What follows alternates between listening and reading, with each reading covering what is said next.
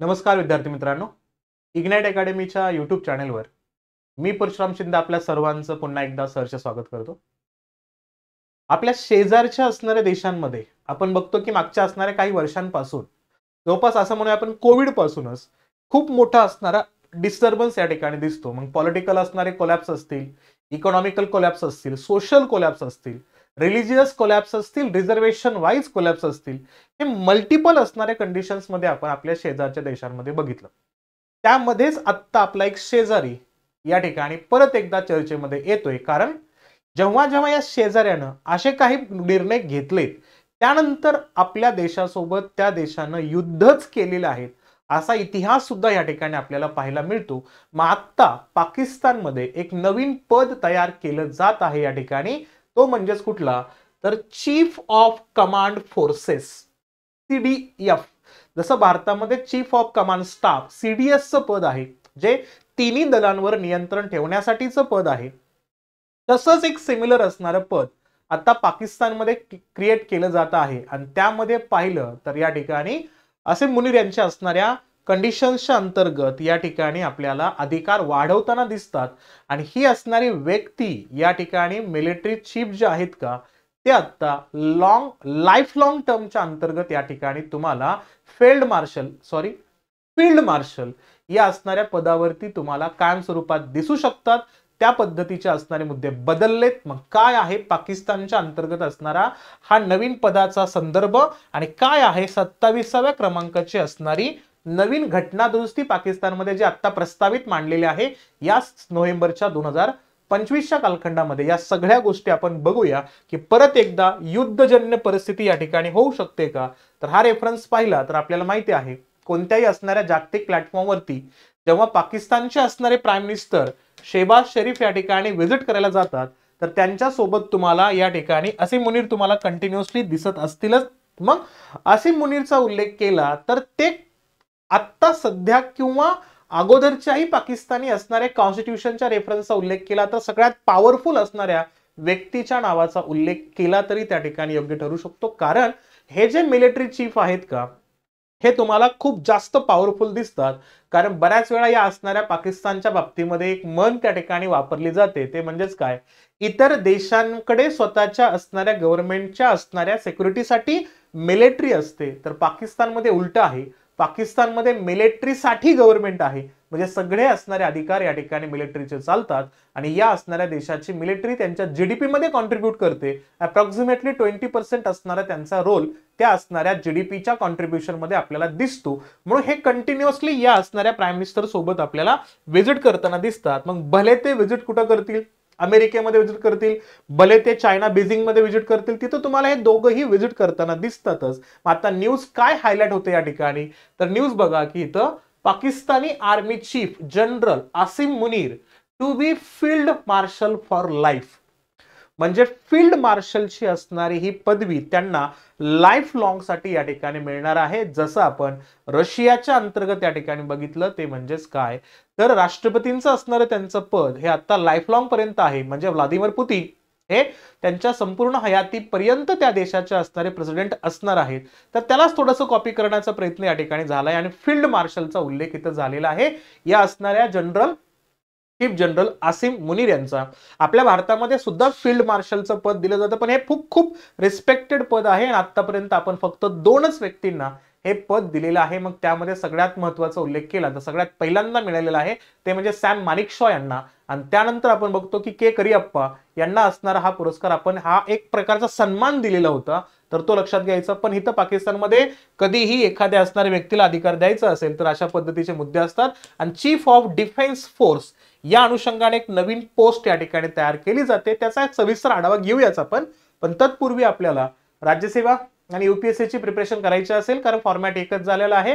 Descriptive फॉर्मॅटचा अंतर्गत पॅटर्नच्या अनुषंगाने नवीन पॅटर्न एमपीएससी अडॉप्ट करतोय, तर आपणही त्यानुसार चेंज झालो पाहिजे. यूपीएससीला ज्या पद्धतीने रिक्वायरमेंट असते एनसीईआरटीच्या अभ्यासाची, तर तशीच आपली एनसीईआरटी फाउंडेशन सिरीज ऑलरेडी आपल्या असणाऱ्या याच युट्यूब चॅनलवरती अवेलेबल आहे. त्याचे बेसिक कन्सेप्ट क्लिअर होतील, तुमचे आन्सर रायटिंग कसे करायचं त्याचे बेसिक आयडिया येईल, नोट्स मेकिंग कशा असतील, सगळेच एनसीईआरटी वाचणं गरजेचं आहे का, आणि त्यासोबतच्या असणारे फ्री एनसीईआरटीचे असणारे पीडीएफ तुम्हाला अवेलेबल होईल.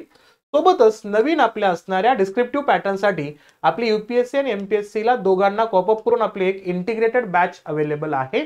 यामध्ये पूर्व, मुख्य आणि मुलाखत या असणाऱ्या तिन्ही स्ट्रक्चरमध्ये, तिन्ही फॉर्मॅटच्या तयारीसाठी आपल्याला बॅच बेनिफिशियल ठरेल. त्यासाठी इग्नाइट अकॅडमीचं असणारं ऍप्लिकेशन गुगल प्ले स्टोअरवर जायचं आहे, आपल्याला डाउनलोड करायचं आहे, किंवा तुम्हाला हे स्कॅन दिसते ना, ते स्कॅन फक्त तुम्ही करा, तुम्हाला डायरेक्टली एक डायरेक्शन मिळून जाईल ऍप्लिकेशन डाउनलोड करण्यासाठी. मग आपला एक्सटेन्सिव्ह कव्हरेज असेल या असणाऱ्या सिलेबसचा. प्री आणि मेन्सचं प्रिपरेशन इंटिग्रेटेड फॉर्मॅटमध्ये केलं जाईल. डेली आन्सर रायटिंगचं प्रॅक्टिस असेल, याच्यामध्ये कॉम्प्रेहेन्सिव्ह आणि अपडेटेड स्टडी मटेरियल तुम्हाला दिलं जाईल. डेडिकेटेड असणारे करंट अफेअर्सचे मॉड्यूल असतील आणि हे तुम्हाला बॅच ऑनलाईन अवेलेबल आहे, तर तुम्ही ही ऑनलाईन बॅच परचेस करू शकता. सोबतच ज्यांना कंबाईन ग्रुप बी, ग्रुप सी ची तयारी करायची त्यांच्यासाठी आरंभ बॅच आपली स्टार्ट झालेली आहे. त्याचा रेफरन्स पाहिला तर प्री साठी 4999 plus GST, pre plus main साठी 5999 प्लस GST मध्ये तुम्हाला ऑलरेडी 50% डिस्काउंट करून ही बॅच देतोय आपण. लाईव्ह प्लस रेकॉर्डेड कोर्स आहे. महाराष्ट्रातील सर्वोत्कृष्ट फॅकल्टीची असणारी टीम या ठिकाणी तुम्हाला टीच करणार आहे. त्याचा फायदा घेण्याचा प्रयत्न नक्की करा. ठीक आहे. मग आता बघितलं आपण तर पाकिस्तानमध्ये 27वा कॉन्स्टिट्यूशनल अमेंडमेंट बिल आता प्रपोजला मांडलेला आहे या ठिकाणी, आणि याच्यामध्ये ज्युडिशरी आणि मिलिटरी कमांडचं स्ट्रक्चर आता बदलण्याचा प्रयत्न या ठिकाणी केला जातोय.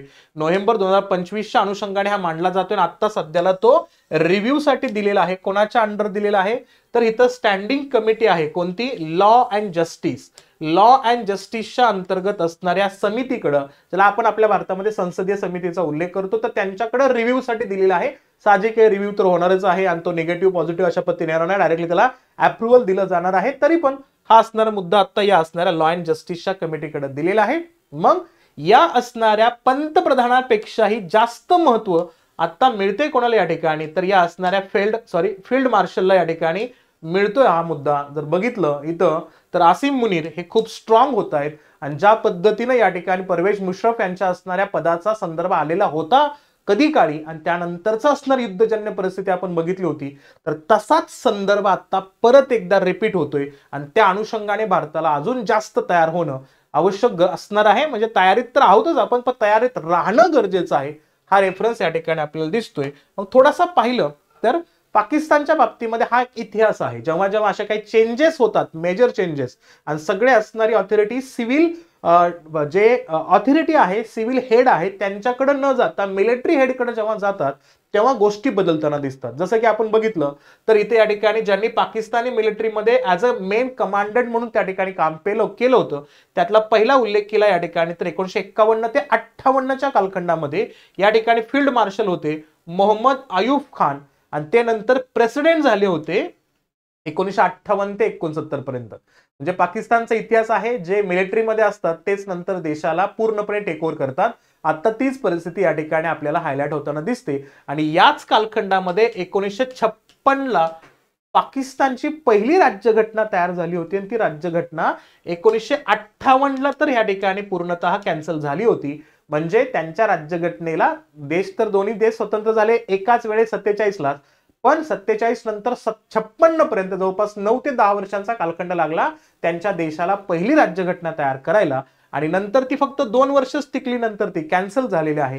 त्यानंतर एक दुसरं नाव येतं या ठिकाणी 1958 ते 66च्या कालखंडामध्ये, ते येतात जनरल मोहम्मद मूसा खान या ठिकाणी होते. नंतर त्यांनी आर्मीला लीड केलं होतं 65च्या युद्धामध्ये. आपण बघतो इंडो पाकिस्तानचं असणारं जो वॉर आहे, जे क्लेम करतात पाकिस्तानी सो कॉल्ड, ते काय म्हणतात की ते जिंकले युद्ध, पण आपल्याला माहिती आहे, जगाला माहिती आहे की आपण ज्या पद्धतीनं त्यांना हरवलं होतं. कारण का 62चा चायनाच्या युद्धाला बघून पाकिस्तान्यांना पण हे वाटलं की आपण हरवू शकतो भारताला, त्यामुळे ते जोशामध्ये भारताच्या विरोधात आले होते, पण आपण त्यांच्या नाकी न आणला आणि त्यांना ज्या पद्धतीनं तिथं हरवलं होतं, तो जगाला एक प्रकारचं असणारं एक्झाम्पल तिथं आपण सेट करून दिलेलं होतं. तो असणारा संदर्भ या व्यक्तीच्या अंडर झालेला होता. आणि जनरल आगा मोहम्मद याया खान यांच्या नावाचा उल्लेख केला तर 66 ते 71च्या कालखंडामध्ये होते, आणि हेच होते ज्यांनी 1971चं युद्ध पाहिलं.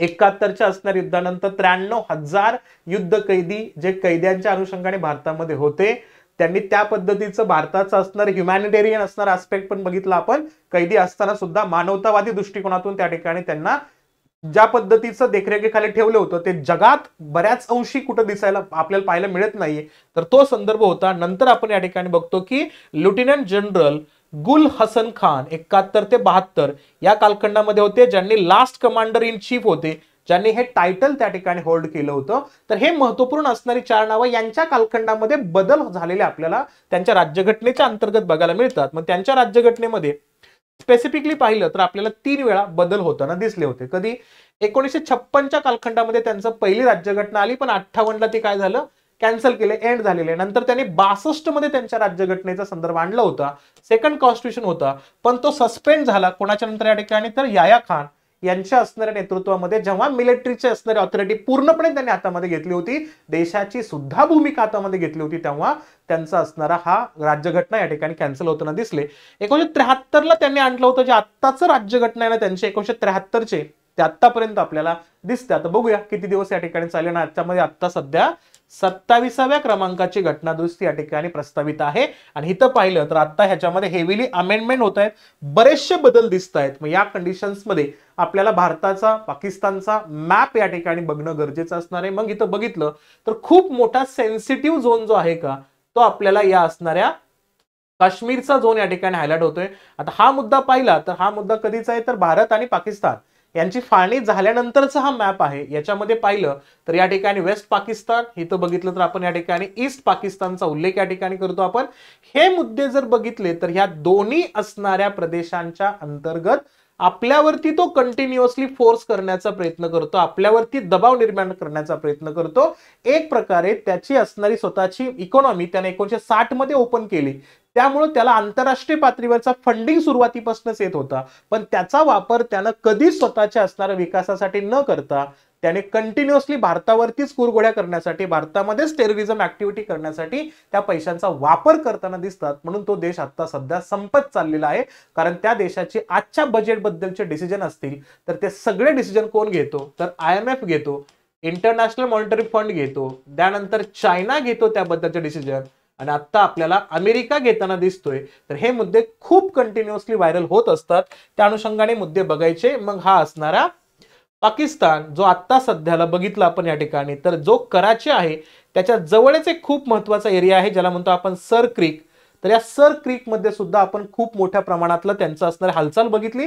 त्यामुळे आपण काय केलं या ठिकाणी, ऑपरेशन त्रिशूल हे लॉन्च केलं, ज्याला एक्झरसाइज त्रिशूल म्हणून आपण या ठिकाणी आपल्या तिन्ही दलांची असणारी, मग नेव्ही असेल, आर्मी असेल, एअरफोर्स असेल, तिघांचं असणारं या ठिकाणचं असणारे एक्झरसाइज या ठिकाणी स्टार्ट केली. त्यांना आपण चेतावणी देतोय की तुम्ही इथून त्यांच्या असणारे मिलिटरी कमी करा, अदरवाईज या ठिकाणच्या होणाऱ्या घटनांना त्यांना सामोरं जावं लागेल.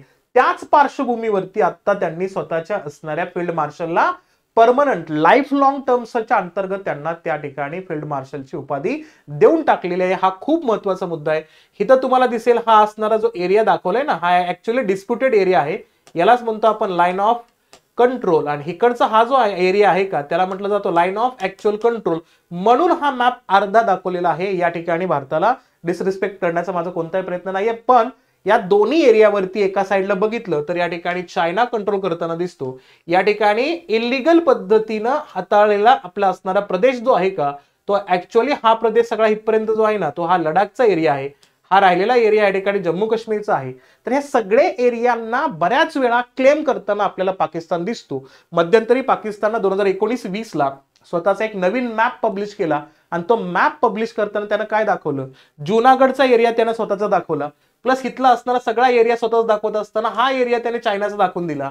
म्हणजे अशा कुरघोड्या तो कंटिन्युअसली करत असतो. हेच बघून मग नंतरच्या कालखंडामध्ये नेपाळनं सुद्धा काय केलं, उत्तराखंड मधले असणारे 2 असणारे एरियाज ते नंतर आपले दाखवले होते त्यांनी. म्हणजे कोणते असतील या ठिकाणी, तर एक असेल कालापानी लेक आणि दुसरा असेल इथं लिपू लेक. हे दोन्हीही स्वतःचे दाखवणारा नवीन मॅप रिलीज केला होता. त्यामुळे शेजाऱ्यांकडे आपल्याला व्यवस्थित लक्ष देणं आवश्यक असणार आहे. पाकिस्तान कंटिन्युअसली या मुद्द्यांवरती आपल्याला हायलाइट होताना दिसतो. मग काय एक्झॅक्टली चेंज झालेला आहे किंवा होईल जेव्हा ही 27व्या क्रमांकाची घटना दुरुस्ती आपण बघणार आहे, तेव्हा काय लक्षात घ्यायचं या ठिकाणी, आता 27व्या क्रमांकाचे कॉन्स्टिट्यूशनल अमेंडमेंट बिल मांडलं जाते. त्यामध्ये एक नवीन पद आणलं जात आहे, कोणता, chief of defence forces, CDF हे क्रिएट केलं जात आहे. आणि त्याच्यामुळे काय होईल या ठिकाणी, जे पद आहे का अगोदरचं chairman joint chief of staff committee म्हणजे CJCSC हे पद कॅन्सल होणार आहे. 2025च्या एंडिंग पर्यंत हे कॅन्सल होईल. आणि सोबत पाहिलं तर या ठिकाणी हा जो CDF असेल ना, हा आर्मी, नेव्ही आणि एअरफोर्स या सगळ्यांवरती नियंत्रण ठेवण्याचं काम याच्यामध्ये केलं जाणार आहे. आणि महत्वाचा मुद्दा, हे जे CDFचं पद आहे का, हे CDFचं पद कोण निवडाल या ठिकाणी, आर्मी निवडणार आहे. पण कोणासोबत चर्चा करून, PM सोबत. म्हणजे सगळे अधिकार हे आर्मीकडे आलेले आहेत. त्यामुळे हा मुद्दा खूप जास्त चर्चेमध्ये येतोय. मुशर्रफच्या कालखंडामध्ये सुद्धा असेच मुद्दे आलेले होते. त्या अनुषंगाने आपल्याला माहिती आहे की ऑपरेशन विजय या कारगिल युद्धाच्या अनुषंगाने आपण केलं आणि त्यांना बऱ्यापैकी आपण पाणी पाजलेलं होतं. तर त्या अनुषंगाने हे मुद्दे इथं लक्षात ठेवायचं. पाण्याचा उल्लेख आलायच, तर परत एकदा सिंधू नदीचा संदर्भ आणि पाण्याच्या युद्धाच्या अनुषंगाने वॉटर वॉर परत एकदा चर्चेमध्ये येऊ शकतो. आता फक्त एवढंच चेंज केलंय का, सगळे अधिकार या असणाऱ्या पाकिस्तानी मिलिटरी चीफलाच दिलेला आहे का, तर नाही. तर ज्युडिशियल रिफॉर्म्स पण करायचे, न्यायालयीन हस्तक्षेप सुद्धा त्या ठिकाणी होणार आहे. ते काय करणार आहेत, तर फेडरल कॉन्स्टिट्यूशनल कोड तयार करणार आहेत.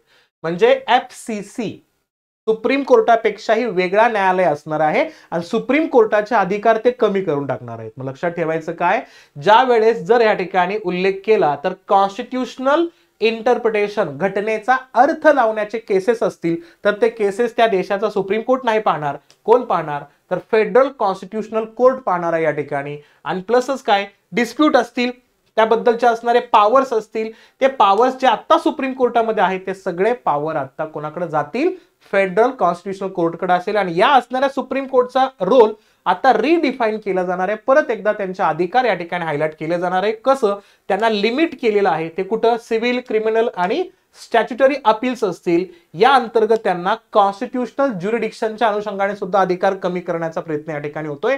आणि या असणाऱ्या फेडरल कॉन्स्टिट्यूशनल कोर्टा अंतर्गत मे बी आर्मीचा आणि मिलिटरी चीफचा हस्तक्षेप असू शकतो. आणि ज्युडिशियल अपॉइंटमेंट जे आहेत का, ते अपॉइंटमेंट म्हणजे न्यायालयीन असणाऱ्या नियुक्त्यांचा उल्लेख केला तर त्या नियुक्त्यामध्ये एक्झिक्युटिव्ह इंटरव्हीन जास्त वाढेल, कार्यकारी मंडळाचा हस्तक्षेप वाढू शकतो पाकिस्तानमध्ये. तोही मुद्दा या अंतर्गत दिसतात आपल्याला, लक्षात घ्यायचं. मग आताच बघितलं आपण, चीफ ऑफ डिफेन्स फोर्स CDFचं पद तर येतेच या ठिकाणी. आणि ते कोणाला दिलेलं या ठिकाणी, जनरल, इथं आर्मी चीफ या ठिकाणी दिसतात आपल्याला, जनरल आसिम मुनीर यांचा उल्लेख करायचा. आणि अमेंडमेंट होतोय 243 कलमाच्या अंतर्गत. आणि याच्यातून काय केलं जातं या ठिकाणी, तर आर्म्ड फोर्सेसवरचं असणार जे कंट्रोल आहे का, ते कंट्रोल आता या CDF कडे जाताना दिसतोय. आणि फील्ड मार्शलचं टायटल जे आहे का, ते लाईफ लॉंग टर्म साठी या ठिकाणी जनरल आसिम मुनीर यांना देताना दिसतात. आता पॉलिटिकल आणि लीगल कॉन्ट्रोवर्सीज काय तयार होत आहेत, तर सपोर्टिव्हला व्ह्यू काय येतोय की जे या मुद्द्याला सपोर्ट करतायत पाकिस्तानमध्ये ते काय म्हणतात इथं, याच्यामुळे काय होईल, तर गव्हर्नमेंट आणि गव्हर्नन्स सोबतच ते स्ट्रीमलाईन करेल ज्युडिशियल प्रोसेसला. न्यायालयीन असणारी प्रक्रिया आहे का, ती योग्य पद्धतीने चालू होईल, फ्लुएंटली चालू राहील, अशा पद्धतीचा असणारा संदर्भ सपोर्टिव्ह म्हणतात. पण क्रिटिक्स जे कन्सर्न आहे ते काय म्हणतात की याच्यामध्ये असणारा potential halogen of the judicial independence, न्यायालयाचं स्वातंत्र्य या ठिकाणी कॉम्प्रोमाइज होऊ शकतं, न्यायालयाचं स्वातंत्र्य कदाचित संपू शकतं, हा असणारा धोका या ठिकाणी येऊ शकतो. आणि याच्यामध्ये सिव्हिलियन सुप्रमसी पेक्षाही मिलिटरी सुप्रमसी वाढू शकते, हा एक सगळ्यात महत्त्वाचा मुद्दा आहे. आणि fear of the institutional imbalance and the democratic backsliding, बघा, लोकशाहीचा रास आणि सोबतच तिथल्या असणाऱ्या संस्थात्मक असणाऱ्या गोष्टी संपू शकतात, ही असणाऱ्या भीती या ठिकाणी 27व्या घटनादुरुस्तीच्या अनुषंगाने मांडला जातोय. तर हे इथं लक्षात ठेवायचं, ठीक आहे. मग सोबत आपली UPSC MPSC साठीची असणारी NCERT फाउंडेशन सिरीज अवेलेबल आहे आपल्याकडे आपल्या युट्यूब चॅनलवरती. Basic concepts, answer writing, notes making आणि या अनुषंगाने NCERT कशा वाचायचे ते सगळे मुद्दे तुम्हाला मिळून जातील. सोबतच UPSC MPSC साठीची आपली इंटिग्रेटेड बॅच आहे, प्री, मेन्स आणि इंटरव्ह्यूची बॅच अवेलेबल आहे. सगळा सिलेबस कव्हर केला जाईल, डेली आन्सर रायटिंगचा प्रॅक्टिसेस होईल आणि करंट अफेअर्सचे मॉडेल्स तुम्हाला ऑनलाईन मोडवरती मिळतील. त्यासाठी इग्नाइट अकॅडमीचं असणार ऍप्लिकेशन डाउनलोड करायचंय. डाउनलोड करण्यासाठी तुम्ही या स्कॅनचा सुद्धा वापर करू शकता आणि ही बॅच जॉईन करू शकता. तसंच MPSC combine group B, group C ची असणारी बॅच लाईव्ह प्लस रेकॉर्डेड तुम्हाला अवेलेबल आहे. ती बॅच खूप नॉमिनल फीज मध्ये आहे, तर त्याचाही असणारा फायदा तुम्ही याच्यामध्ये घेऊ शकता, ठीक आहे. आय होप सेशन समजलं असेल, कशा पद्धतीने पाकिस्तानमध्ये चेंजेस होत आहेत हे तुम्ही बघितलं असेल, कळालं असेल. सेशन आवडलं असेल तर लाईक करा, जास्तीत जास्त विद्यार्थ्यांपर्यंत शेअर करा आणि चॅनलवरती नवीन असाल तर सबस्क्राईब करायला काही हरकत नाही. भेटूया आपण अशाच एका वेगळ्या नवीन सेशनमध्ये. तोपर्यंत काळजी घ्या आणि अभ्यास करत राहा. थांबूया इथं आपण. थँक्यू.